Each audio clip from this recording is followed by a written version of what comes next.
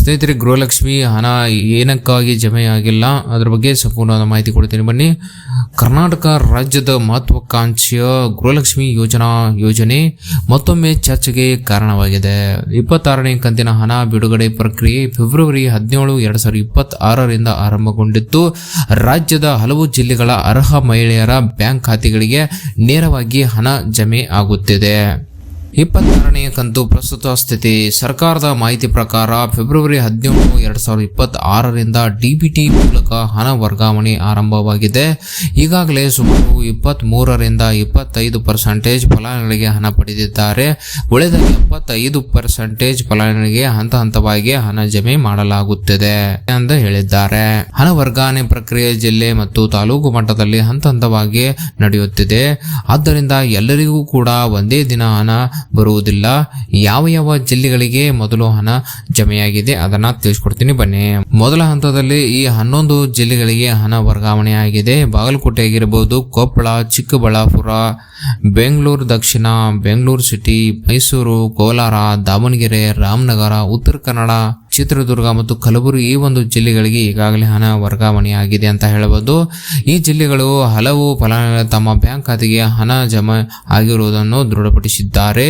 Bengaluru city, Kalaburagi ಮತ್ತು ಚಿತ್ರದುರ್ಗ ಜಿಲ್ಲೆಗಳಲ್ಲಿ ಹಣ ಕ್ರೆಡಿಟ್ ಆದ ಉದಾಹರಣೆಗಳು ಹೆಚ್ಚಾಗಿ ಕಂಡುಬಂದಿವೆ. ಡಿಬಿಟಿ ವ್ಯವಸ್ಥೆ ಹೇಗೆ ಕೆಲಸ ಮಾಡುತ್ತದೆ? ಡೈರೆಕ್ಟ್ ಬೆನಿಫಿಟ್ ಟ್ರಾನ್ಸ್ಫರ್ ಅಂತ ಡಿಬಿಟಿ ಮೂಲಕ ಹಣವನ್ನು ನೇರವಾಗಿ ಫಲಾನುಭವಿಗಳ ಬ್ಯಾಂಕ್ ಖಾತೆಗೆ ಜಮೆ ಮಾಡಲಾಗುತ್ತದೆ.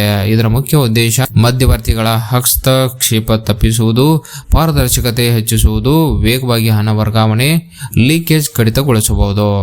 ಜಿಲ್ಲೆಯ ಎಲ್ಲಾ ತಾಲೂಕುಗಳಿಗೆ ಒಂದೇ ದಿನ ಹಣ ಹೋಗುವುದಿಲ್ಲ.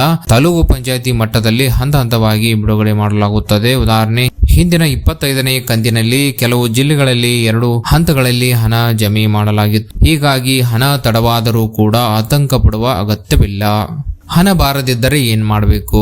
ಬ್ಯಾಂಕ್ ಖಾತೆಗೆ ಸಕ್ರಿಯವಾಗಿದೆ ಎಂದು ಪರಿಶೀಲಿಸಿ, ಆಧಾರ್ ಲಿಂಕಿಂಗ್ ಆಗಿದೆ ಅಂತ ನೋಡಿಕೊಳ್ಳಿ, NPCI ಮ್ಯಾಪಿಂಗ್ ಸರಿಯಾಗಿದೆ ಎಂದು ಖಚಿತಪಡಿಸಿಕೊಳ್ಳಿ, ಗ್ರಾಮ ಪಂಚಾಯಿತಿ ಅಥವಾ ಮಹಿಳಾ ಮತ್ತು ಮಕ್ಕಳ ಅಭಿವೃದ್ಧಿ ಇಲಾಖೆ ಕಚೇರಿಯನ್ನು ಸಂಪರ್ಕಿಸಿ.